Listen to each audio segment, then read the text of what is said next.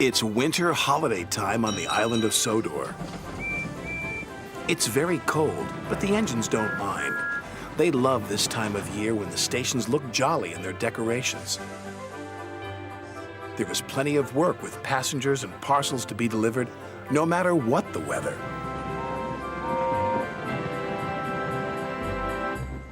Driver says there's more snow on the way, said Edward.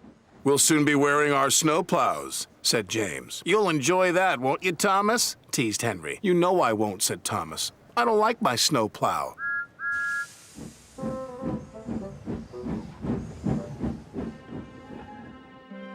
Sure enough, that night the wind blew and the snow fell heavily. The next morning, Sir Topham had arrived. He told the engines they were to have snow plows fitted. And you are to collect a special from Callan Station. It's needed for the village feast on Toby's branch line. Thomas was excited about his special, but not about his snowplow.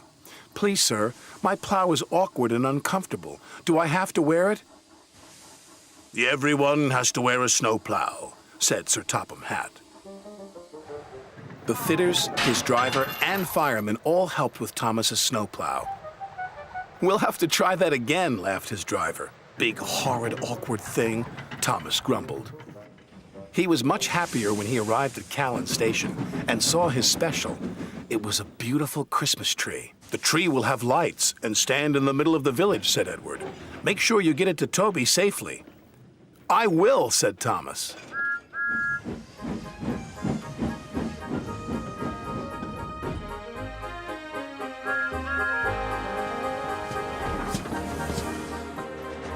Thomas arrived at Maithwaite, and Toby was very happy to see him. The villagers will be delighted with this tree, Toby said.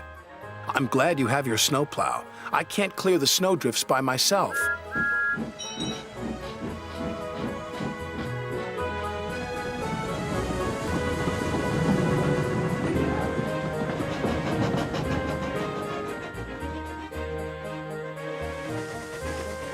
Thomas couldn't see.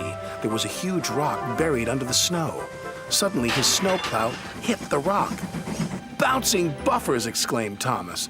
My plow is broken. His driver tried to stop, but the broken plow hit the water tower. Cinders and ashes, exclaimed Thomas.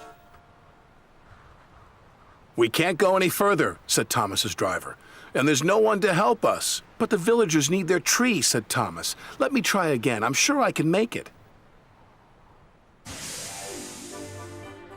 It wasn't easy without a snowplow, but Thomas was determined.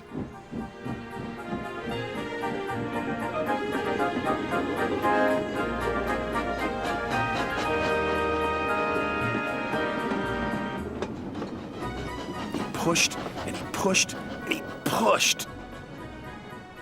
Thomas was trying as hard as he could, but there was just one snowdrift after another.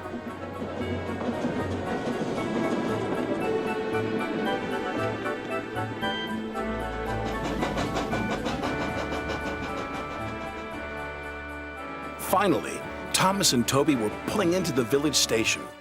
Thomas whistled and the villagers cheered when they saw their beautiful tree. Hooray, they said, hooray! The next day, Sir Topham Hatt sent for Thomas. Thomas was worried. What would Sir Topham Hatt say about his broken snowplow? But Sir Topham Hatt wasn't cross. He was very pleased. The villagers had a wonderful feast, he said. You were very brave to take on that snow without a plow. Thank you, sir, said Thomas. As you know, continued Sir Topham Hatt, there are no spare snowplows, so you'll just have to do without yours for a while. Oh, thank you, sir, grinned Thomas.